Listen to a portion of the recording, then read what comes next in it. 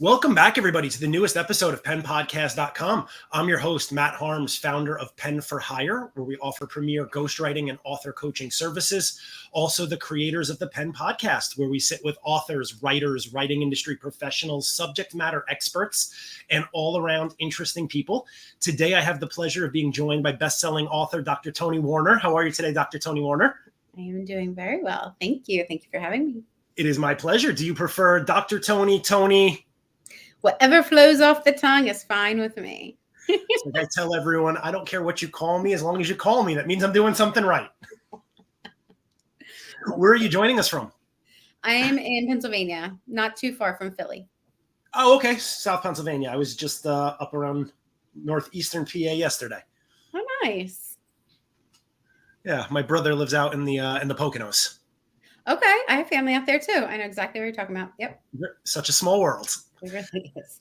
So if you'd be so kind, tell everyone a little bit about yourself. I know you're a best-selling author, you're a psychotherapist, but I'd love to start with how writing has how you've incorporated writing to where you're at today. Well, that's a good question. So, I have always enjoyed writing. When I was younger, I struggled with my own mental health, feeling like I didn't fit in. I was overweight. I was a tomgirl. I was tomboy. I was I moved a lot because both my parents were pastors, and I just had a lot going on, but I needed to kind of keep a strong face, so to speak. And so I didn't go to people for help. I didn't express, that I was having any kind of challenges. I really felt like I needed to be the strong one and the one that was put together. So one of the ways that I did find a safe place to cope was by writing. And I would write poems. I would fill up journals. I wish I still had them. I think about them sometimes because I don't have them.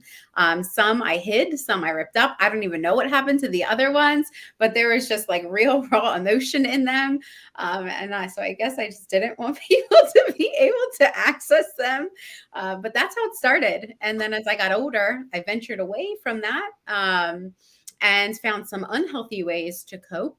And then as I got, older after that, I kind of fell back in love with the writing process and that self-expression of feeling healing and helpful in a healthy way. That flame was reignited. And I got to use it again in my day-to-day in a way that's helpful to me as mom, as wife, as woman, as therapist, as mentor. I get to use it in a way that's helpful for me now. I love that. I mean, it reminds me so much of my own story, having written since I was a kid, but it was never really a job. No one thought you could make a career out of it. And I didn't for a very long time. But when you were saying lost some of the journals, tore some up, I know that I've got some stuff out there. The other day I was cleaning up my office and I found this July 2000. Love it. To date myself. I'm like, oh my God, it feels like a lifetime ago. I haven't seen this book. Oh my gosh, it really is something. I probably have maybe one or two where I filled out a couple pages, but didn't actually fill out the whole journal. And I've looked at those because we moved last year. And so you never know what comes up right when you move. And those are funny to read, but. Oh yeah, I read one or two and I was like, wow, what seemed important 23 years ago is just why'd I even waste time writing about that? Isn't it interesting? And it's great perspective.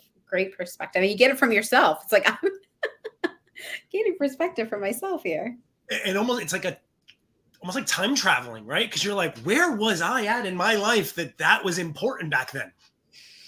And just being in touch with those emotions that that me felt. Right. It's almost like I can reconnect with that part of me in a different way. Even though I don't have most of those journals, I only have very, very, very, very little, but I can think back to the pain that I was in and the challenges that I was having. And it doesn't feel the same. I'm not in it, in the thick of it, but I can relate to that version of myself and have so much more compassion for her than I did when I was in it. Right. I was really, really hard on myself. And didn't allow myself to have the space of grace that I needed emotionally. But now I can do that for myself. And I think journaling is one of those ways, if we revisit journals or even just think about ways that we were writing before, can help us give that gift to ourselves, to re-relate to ourselves in a different way. So I've got to ask the $1,000,000 question, because there is a big, not actually, let me rephrase this, because writing is writing, like active writing, putting pen to paper, pencil to paper, words on paper, however you do it, is all still writing. But there is a huge difference mentally between journaling, where you know that's not going anywhere, and then writing a best-selling book that you know hundreds of thousands, if not millions of people might be reading. How do you, or is there something different like that you do to turn off that writing for myself to writing for others part of your brain? So for me, honestly, like I typically only write with intention. So whatever it is, I set the intention for it. I don't typically do like a jabber journal kind of thing. Like if I'm going to write, if I'm going to start my day off writing, which I often try to do. Now I just had my fourth baby, so there's a transition period, right? I'm kind of getting back into my morning routine. It's a bit different now than it was before the fourth baby, but I write with intention. And so whether I call it journaling or something else, it's for me, it's with intention. I remember writing my dissertation, and writing is something that has always come easy to me. I've always just been called a good writer, right? So when I was trying to complete my dissertation, is after I had my third baby. And I remember sitting down because there was pressure where there's a certain part of it that I just wasn't lining up for some reason. And I felt so sad. I was sitting in the chair and I was crying because I was like, why can't I get this? Like, I just need to get this so I can be done. Like that. So when there's that forcefulness behind writing for me, especially if it's for someone else to read, then it actually throws me out. It throws me out of my flow. So when I'm writing with intention, because there's a purpose that's connected to me in like an emotionally meaningful way, then I am more likely to be in my flow, and I can just let it go in a way that like maybe it makes sense in the moment, maybe it doesn't, but later on it's going to if it doesn't make sense now. So I don't know that I differentiate as sternly as you do with the journaling and the writing a bestseller, outside of sometimes with when I'm writing for someone else, I can find myself moving into this place of force if the flow lines have stopped, and I need to step away at that point, because if I don't, it doesn't feel good. Interesting. So I'm going to ask you to tell me a little bit more, because I know I struggle with this, but about intention and flow. So like for me, sometimes intention can just get blurred because my intention is this client has a deadline, so I need to finish what I promised them I would write.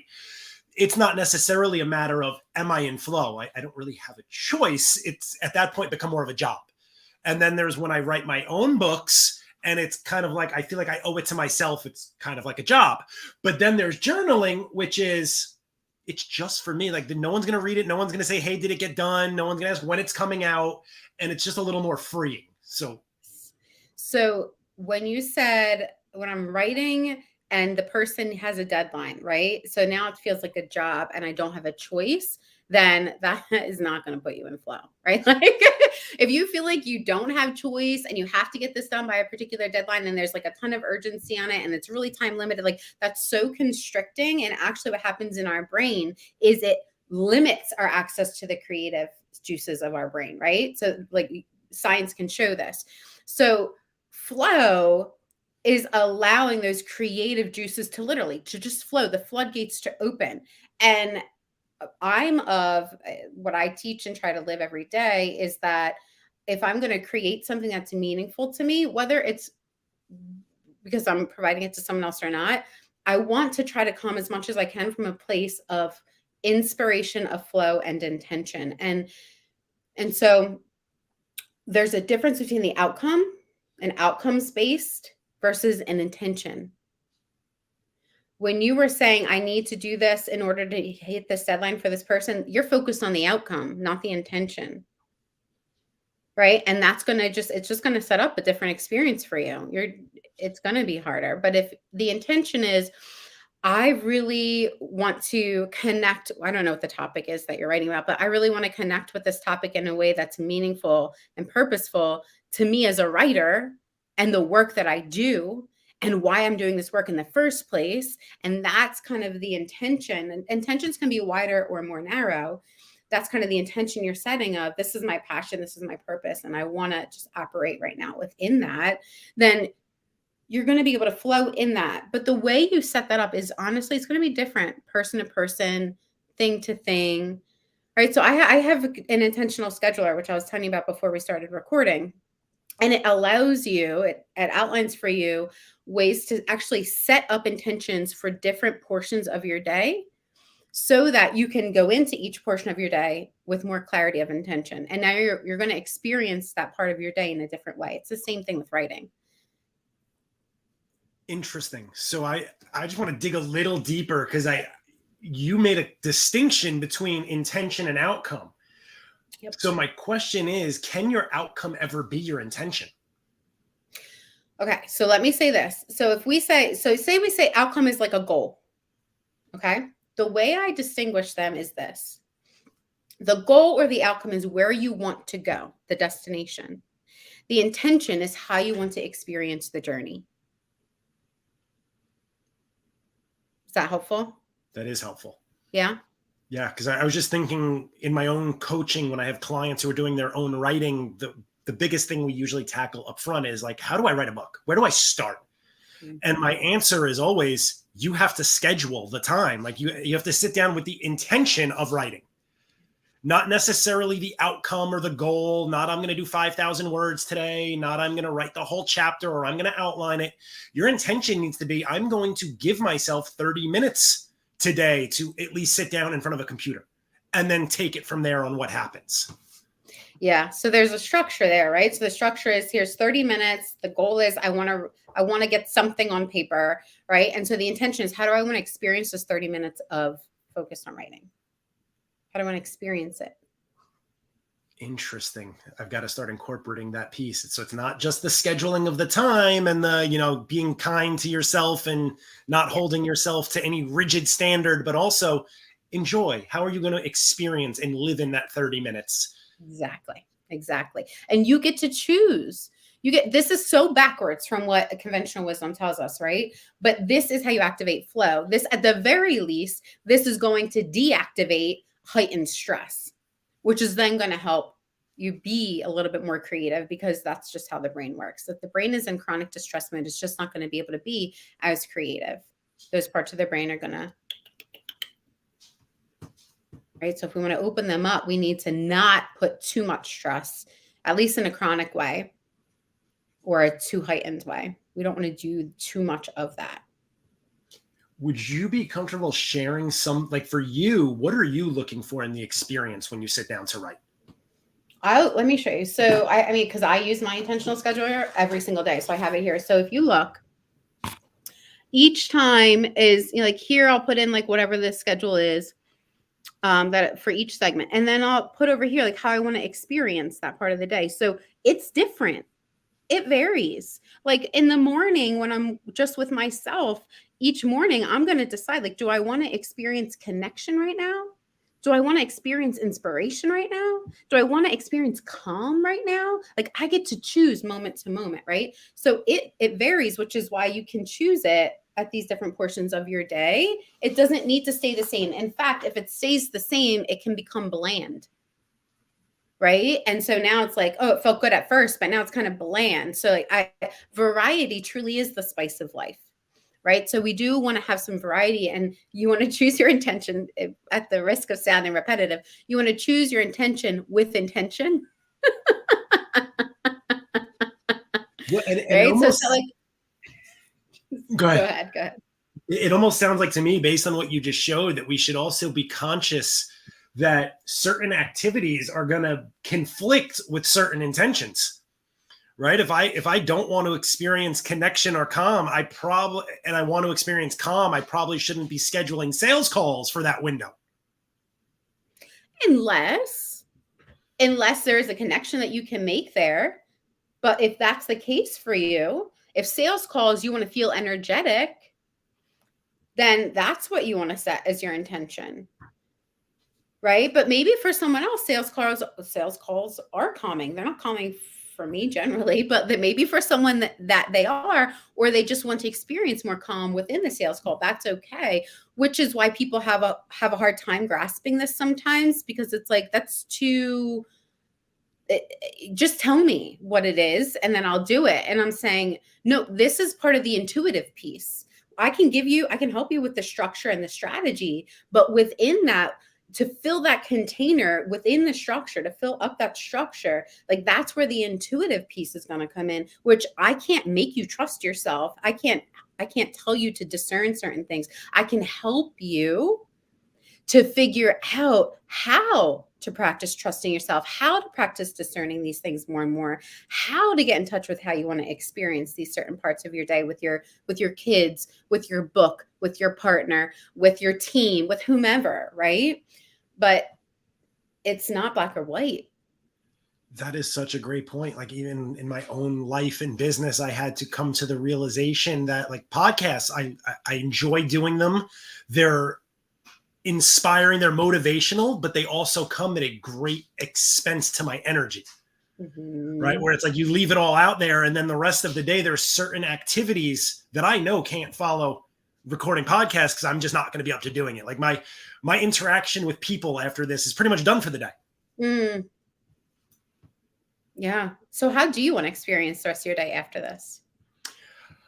Oh, good question. You can make it smaller. How do you want to experience the next hour after this?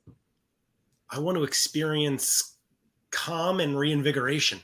There you go. So then because you don't always have to lead with, so you could be like, oh, well, I have to get this. There's this thing that I need to get done. And so now it's all right. There's this thing I need to get done. How do I want to experience this time as I navigate dealing with this thing? But if you have there's not a certain thing that you need to get done in this next hour, then you can choose, how do I want to experience this next hour? And that could help flow you into what you want to get done. See, because there is something I do need to get done, but I'm choosing not to. I'm choosing that I'd rather focus on the intention of calm and knowing that will put me in a better place to probably tackle that thing that I need to do and get it done quicker and more efficiently than if I tried to force myself to do it after this when I don't want to. Yes, you got it. You got it. You were good. So now, when did you write the book and why? It's an interesting story how this book came to me. So I always knew I wanted to write books, and I had co-authored a book in 2020, which lit the flame back under me. Like, oh, Toni, it's time to do your solo books. Time to get that started. But I was on a walk. I took lots of walks at the peak of COVID. I would do a lot of walks before my kids woke up in the morning, and I would do walks sometimes throughout the afternoon once I got them situated with what they needed to do, because my husband was also home, so it's not like they were home alone. And my walks were reinvigorating for me. And so on one particular very long walk, I just got the inspiration to talk to myself about all that I've been through in the past few years. And I took out my phone and I recorded it. If you don't have the Otter app, it has like a free version. I love it. 600 minutes a month. It's amazing. So I took it out and I just started talking, and it just flew. Like it flew. Talk about flow. That was flow, right? Like it just flowed out of me. And I didn't know what was going to come out of it. But ultimately what came out of it was I created the Reset course. And from that course then birthed the book, The Reset, A High Achiever's Guide to Freedom and Fulfillment. I didn't know as it was flowing out of me exactly where it was going to go. But I knew that it was just like a pull. Like I just needed to speak it. So I did. And that's how it all kind of came into fruition, was starting with that one walk and my listening to that intuitive part of me that said, talk it out, just speak it out loud, Toni. All of the things that you've been through the past few years and how you experienced burnout. But even then when you weren't in burnout, you had all of these goals, right? By the time I was 30, I had my third and my PhD plus 2 masters. I had marked all of the things off all of the goals. I completed them. And I'm like, but like, now what? Like, I'm not fulfilled. I'm not burnout anymore. I got myself out of burnout. I'm not like, I've done all of the goals. Like what, now what? Right. And so that took me on a whole other journey and eventually led me to entrepreneurship. And um, that was a process. It was a process I walked myself through, and I broke that down. I broke that process down in the reset so that people can apply that process in a customized way for them. So wherever they need a reset at in their life, they can use this customized process day by day by day, and they can reset it. Love it. Now, is that it sounds to me like it's not going to be your only book if it is currently, but is it currently the first and only? It's my first and only solo book. Okay. The book before that was a co-authored book. It was a co-authored wellness book on self-care. And no, it will not be the last for sure. Want to give anyone a sneak peek of what you might be planning, or is it too early for that? I'm thinking, so what I thought it was going to be has shifted, and we'll see if it continues. But years ago, when I first started my private practice as a psychotherapist, there was a framework that I created based off of all the work that I was doing. And it's called the core connection model. And I typically only share it with my clients that I'm working one-to-one with, but it's just so powerful and such a helpful framework that I think that will be the basis of my next book. Love it. You mentioned your intentional scheduler. Where can people find that scheduler? Also, if you'd be so kind to take them through a little bit more of how they could work with you, maybe if they want some professional help in learning how to set their intentions. Sure, absolutely. So the easiest place to go is boldandbalancecoaching.com, because on there you can click on the book, you can click on the courses, and it has a bunch of free content. It has connection to my YouTube channel, which if you want to stay connected, I highly recommend going on my YouTube channel because I love going on there and just sharing and connecting in any way that I can.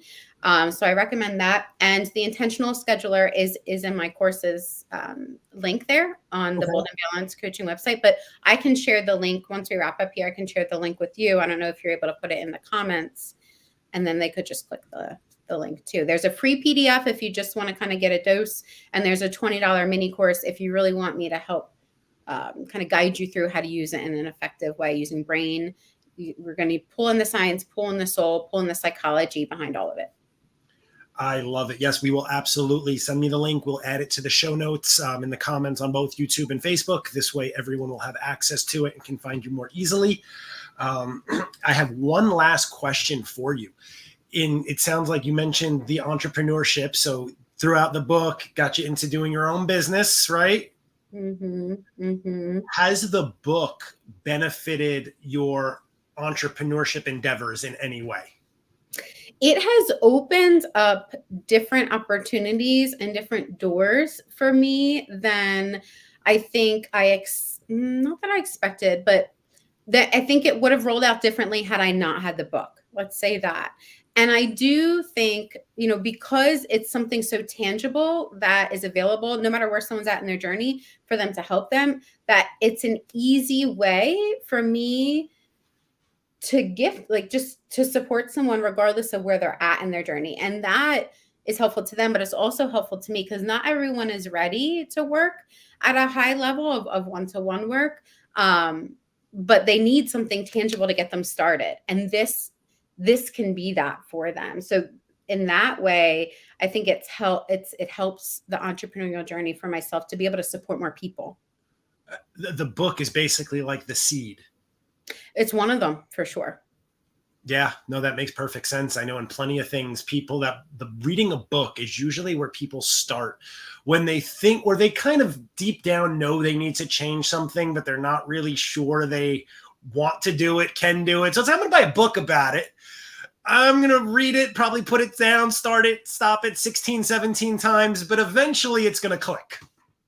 Yes. And this one will challenge you. I did create an audiobook version of it, which is also on my courses page. So if you want to listen instead of read, then that's available for you as well. But it's going to challenge you. So you're going to have to want to be challenged. Incredible. I personally short of novels, if you're going to write a book, it should challenge people, right? That's what we're here for, is to share knowledge, get people to take it to the next level. Otherwise, you might as well just go read a novel. I love it. Dr. Toni, is there anything that we didn't cover that you think would be helpful to share in our last couple minutes together? No, I'm just excited that we got to have this conversation. I'm excited to hear folks that check out the reset and how they've been challenged and grown. That's always super exciting to me. So I'm glad that you invited me. It has been my pleasure. And for everyone listening, outside of supporting our guests, which we always appreciate, so head over to the website. It'll be in the notes. Download the planner. If you need the extra help, take the mini course. But also, if you've read the book, if you've put any of Dr. Toni's stuff into action, leave some notes on the show on YouTube or Facebook. Tell us about it. This way we could share it out. Some of the things that we learn, other people may be experiencing the same thing and are just afraid to share or really dive deeper on. So let's share it out there. Takes a village, and this has been an amazing conversation. You've given me permission to take my next 30 minutes and enjoy some calm and reinvigoration before I eat that frog I wanted no part of. So thank you again, Dr. Toni. Absolutely. Have an amazing day, everyone. You too. Thank you.